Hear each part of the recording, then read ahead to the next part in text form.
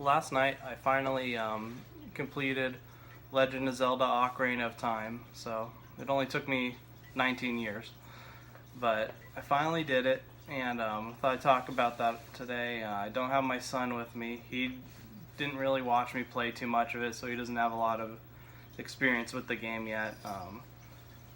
He didn't seem all that interested in it. Maybe in the future he'll get into it a little more.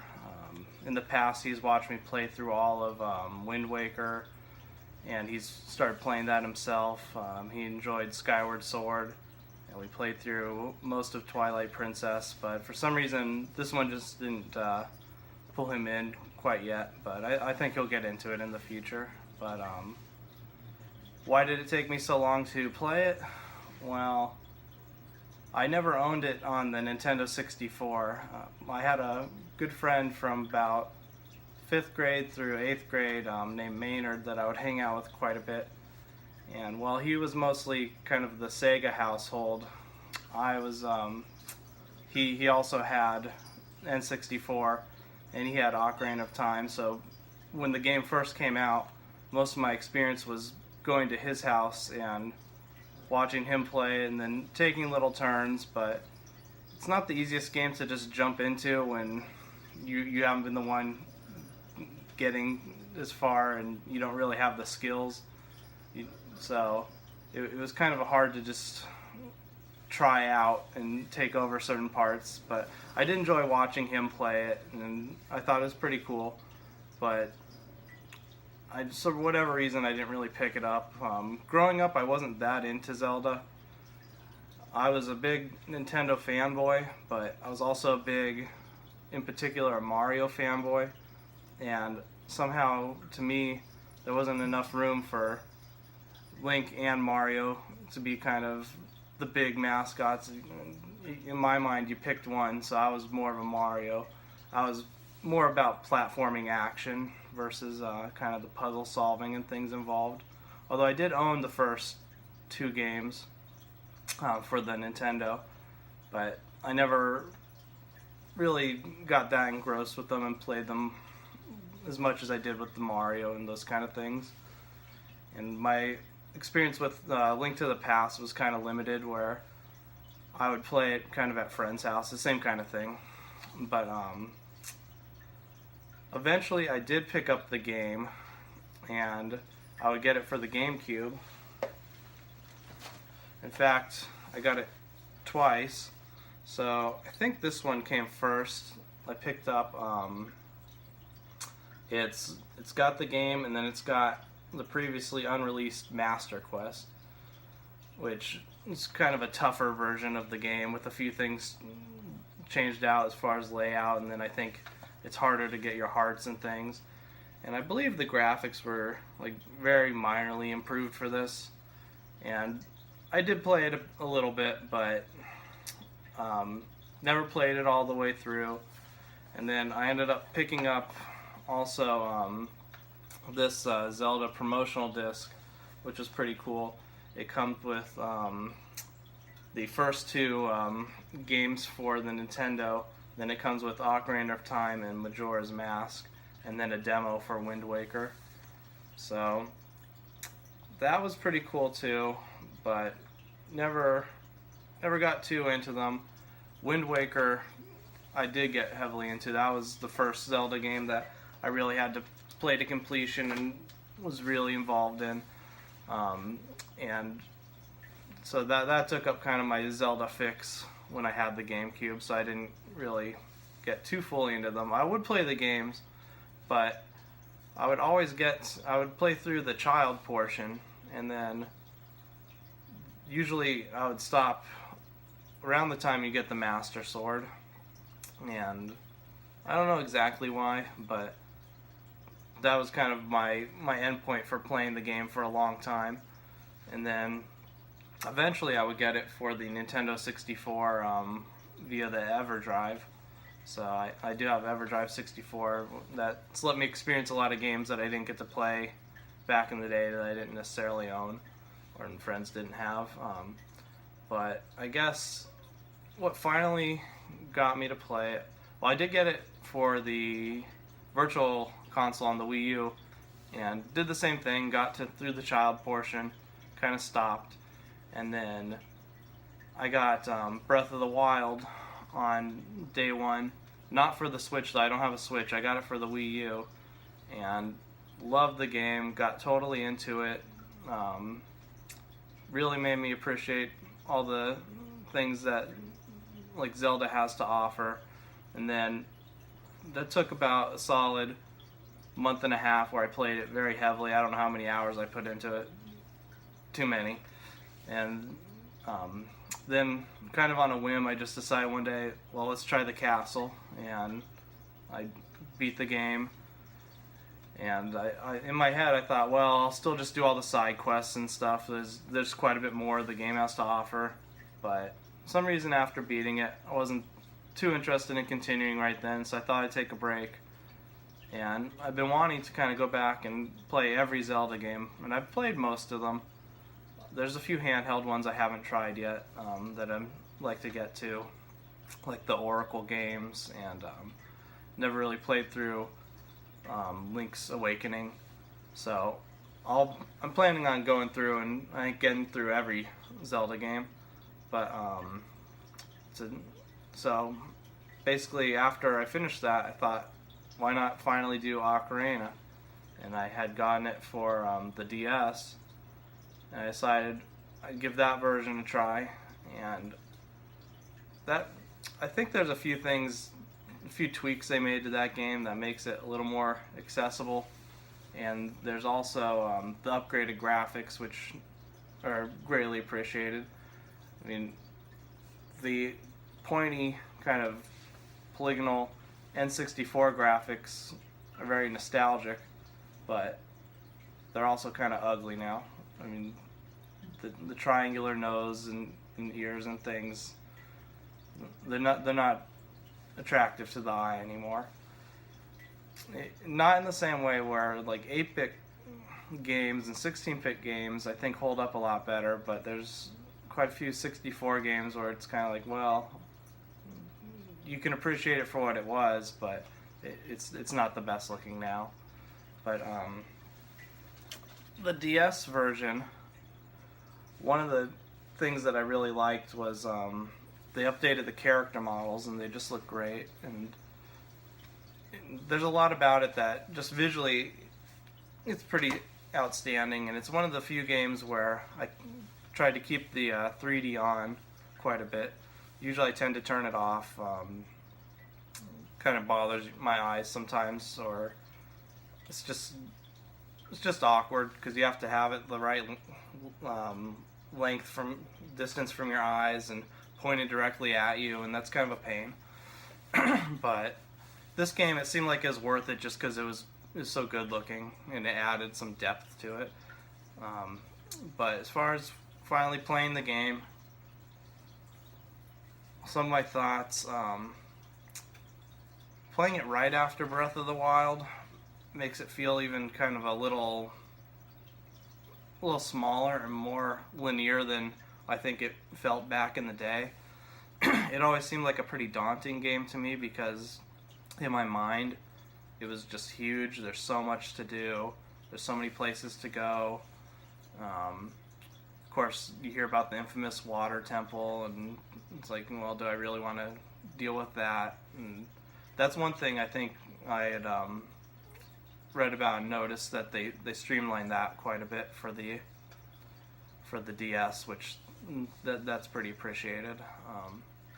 But actually playing through it, it's not as daunting as I kind of built it up in my head. One of the reasons I like platformers a lot is you just play it and then you put it down and you could play it for like an hour, and that's pretty satisfying. With a game like this, generally you're going to want at least 40 hours to really get through it, and it's not the type of thing where if you put it down and come back to it a few weeks or a month later that you're as engrossed. You want to kind of stick with it.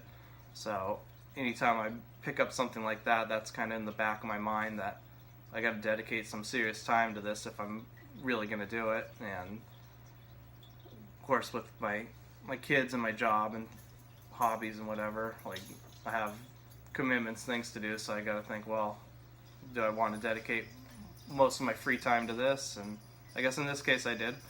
So, some other thoughts. It's kind of weird that I always ended at like the Master Sword and the child portion, and I never, like, I knew about Sheik and all that stuff, and I had played some of it at my friend's house back in the day, but it's weird to finally experience it fully now and like get the tunics, get all the upgrades, get all the stuff that I kind of knew about but never like experienced firsthand. I think the farthest I had ever really played it was to the Phantom Ganon fight at the Forest Temple. So everything beyond that was like, I had some vague knowledge of some of it, but a lot of it was new to me as well. And one thing I noticed that is a little odd is that, to me, the first portion of the game, the child portion, it feels like there's a lot more to do beyond just the temples, where there's some side quests, there's people to talk to, there's it just seems like the world's a little more fleshed out, and then once you're an adult, there's a little bit to that, but it also feels a lot more like temple to temple, it's a very straight thing where there's not a ton to do between going to the temples. And especially that feeling is kind of enhanced with Breath of the Wild, where you take your time, you go around, there's stuff to do all over the place. So that was a little striking to me, that it does seem like the game is a bit different once you get to the adult portion. My dogs are here making noise. Here, I'll just show you the little one. And